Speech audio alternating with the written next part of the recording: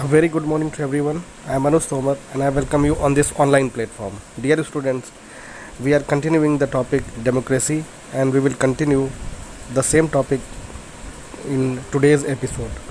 तो आइए शुरू करते हैं इस टॉपिक को. The voter also has the problem of having to choose between a large number of candidates. यानी कि जो वोटर्स हमारे हैं उनको बहुत ज़्यादा प्रॉब्लम होती है अगर उनके पास बहुत ज़्यादा ऑप्शन होते हैं. यानी कि इलेक्शन में अगर बहुत सारे कैंडिडेट खड़े हैं तो उनको वास्तव में बहुत ज़्यादा प्रॉब्लम होती है कि वो किसको चुने.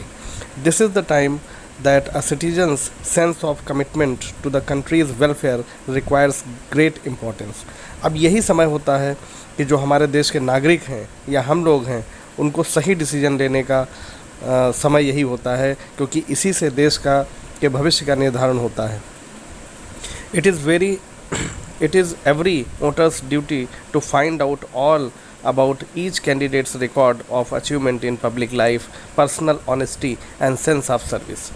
अब ये हमारी ड्यूटी होती है कि हम जो कैंडिडेट खड़े हैं उनसे संबंधित सारे रिकॉर्ड हमको पता हों.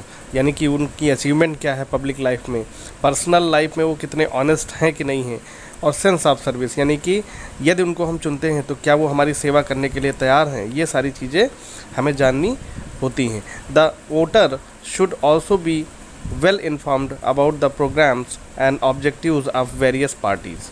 और वोटर्स को हर एक पार्टी की जानकारी भी होनी चाहिए कि हर पार्टी जो है देश में उसके क्या क्या उद्देश्य हैं, किस वजह से वो पार्टी खड़ी करी गई है. Each voter is precious and should be cast carefully. और हर एक वोट जो है वो बहुत ही इम्पोर्टेंट होता है. और जो वोट कास्ट का मतलब है वोट डालने की प्रक्रिया जो है वो बहुत सावधानी पूर्वक होनी चाहिए. Sometimes candidate mislead voters by using unfair methods to further their own interest. कभी कभार क्या होता है कि जो कैंडिडेट्स होते हैं वो मिसलीड करते हैं, ठीक है, वो वोटर्स को बहुत प्रकार के लालच देते हैं. दे अपील टू कास्ट, रिलीजन और regional loyalties instead of projecting the real issues facing the country. मतलब वो कभी कभार क्या करते हैं कि जो मुद्दे हैं उनसे हटकर वो जाति, धर्म और जो है रीजनल का मतलब होता है क्षेत्रीय जो है मुद्दों को उठाकर जो है अपना काम चला लेते हैं. यानी कि वो मेन मुद्दे उठाते ही नहीं हैं. Voters also get influenced and give these fact undue important, but this is not democratic representation and harms the country by dividing the people. और कभी कभार क्या होता है कि उनको वोट भी मिल जाती हैं और वो जीत भी जाते हैं, लेकिन इससे देश का कोई भी भला नहीं होता है. Other methods are also used to influence voters. For instance, they are offered conveyance to be taken to the polling booths. They are even given food or money. The use of such methods is unfair and against the law. Voters have to be politically aware and should not be influenced by these offers.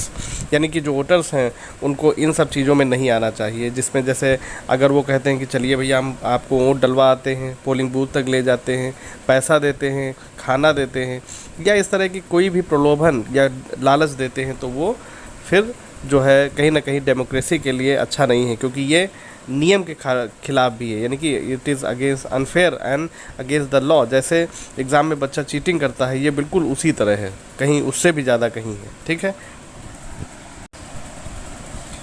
Political parties also resort to dishonest means to make candidates switch from one party to another after the elections. It is the duty of every successful candidate to work for the welfare of the people of the constituency from where he has been elected.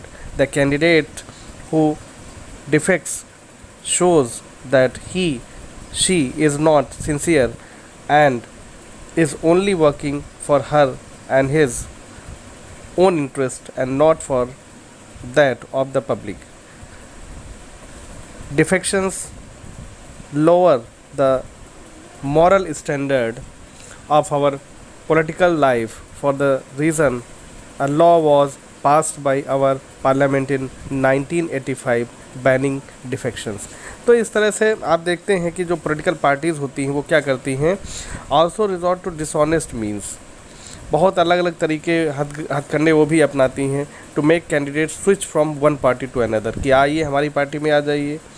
It is the duty of our every successful candidate, जो भी candidate जीतते हैं उनकी भी duty है कि वो इस तरह से दल बदल की जो प्रक्रिया है उसमें पार्टिसिपेट ना करें। It is the duty of every successful candidate to work for the welfare of the people, क्योंकि ये जो ड्यूटी है ये हर एक कैंडिडेट की है जिसको जनता ने जिताया है, और ये कहीं ना कहीं जनता के साथ विश्वासघात होता है। तो इस तरह से हमें बिल्कुल नहीं करना चाहिए अगर हम जीतते हैं तो।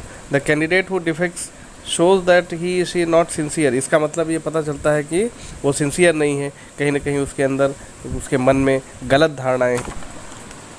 Thank you for watching this video and that's all for today. We will continue this chapter tomorrow also. Thank you.